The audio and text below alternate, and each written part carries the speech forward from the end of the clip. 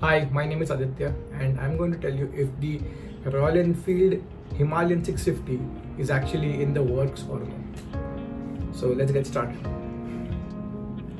Before we start the explanation, first we need to establish the Royal Enfield Interceptor 650 is actually the rival to the Triumph Street Twin, which is the most affordable modern classic in the Triumph lineup. I know there is the Trident, but Trident is actually a street naked motorcycle. So let's just call the Street Twin the most affordable modern classic. Also, there is the Kawasaki W800 on sale. So ideally, there is a range of middleweight modern classic on sale in India. Okay. The modern classic also spawn scrambler series of motorcycles. Now that's not really a thumb rule, but if you observe the Street Twin, the Triumph Street Twin actually has a street scrambler version, which is a more off-road biased version. Long travel suspension, body work, side slung exhaust, knobby tires, all of those things are actually included in the street scrambler. With that logic, Royal Enfield will actually be working on a scrambler motorcycle instead of an Himalayan 650. They might call it, or they might name that motorcycle as the Himalayan 650. Cannot be sure about that right now, but it will not be an adventure tourer or an adventure motorcycle largely.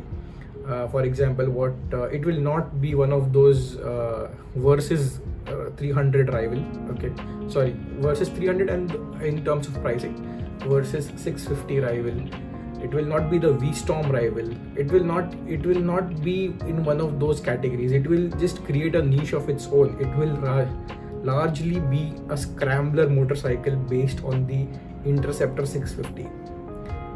That is more believable because the modern classic design of the Interceptor 650 is actually not so well suited for an adventure motorcycle. That platform, it's a very relatively new platform. The engine is new. It is a tractable engine.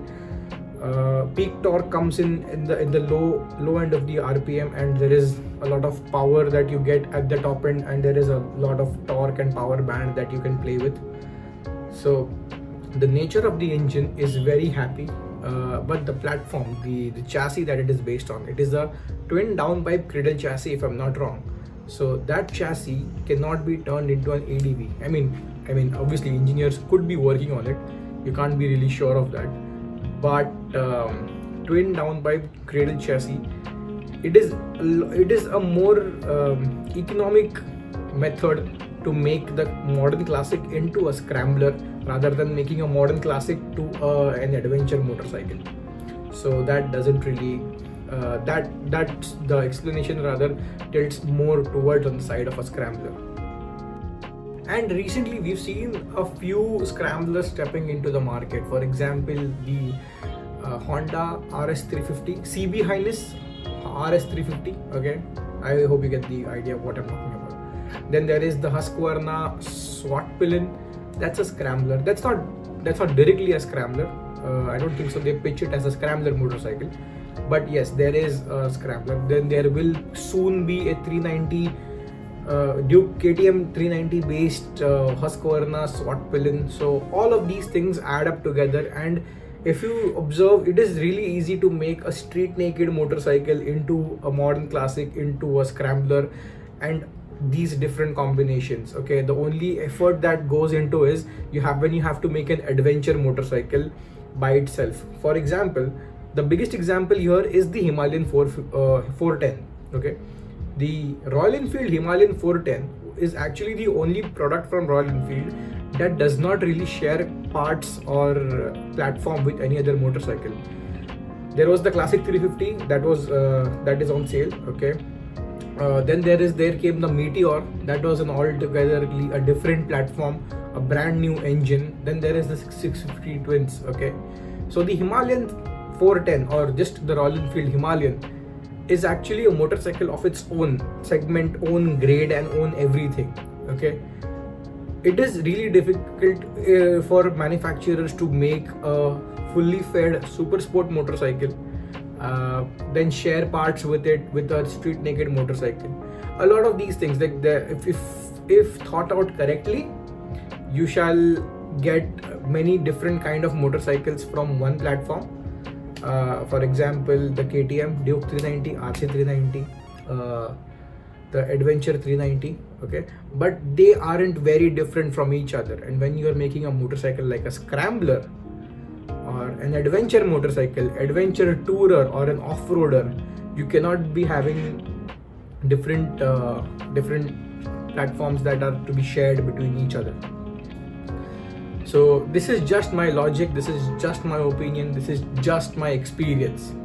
I might be wrong. I hope I am not wrong, because I really want a Scrambler 650 from the Royal Enfield stable, because I have ridden the Himalayan. I know the quality has been improving by the update. That I have ridden the Interceptor 650. I am already in love with that chassis, that engine, that whole package. Now if you will add long travel suspension to Interceptor 650, I think that will make it a good motorcycle for Indian road conditions. I'm not saying it will be a very good off-roader, because scramblers are not supposed to be very good off-roading motorcycles. They are very practical. You can beat them, but you can't rely on them when you're going off-road. I mean, this is exactly, I'm talking on my skill set level, my opinion and my experience. Of course, yours may differ. If you think scramblers are more superior than any ADV or any trail motorcycle or a dirt bike, do let me know. Do let me know what you think about this logic, and like, share, subscribe, and if I'm right, come back to this video and hit a like and comment that you saw this video way before everybody else. Okay, thank you for watching. My name is Aditya, and I do videos like this, and my social network mainly revolves around cars and motorcycles, and so does my personal life, and so does my professional life. Okay, so I'll see you maybe sometime soon, or maybe sometime later, whenever I find some kind of content. Okay, so bye bye. It was nice talking to you guys, and always remember, Royal Enfield Scrambler 650, you heard it here first.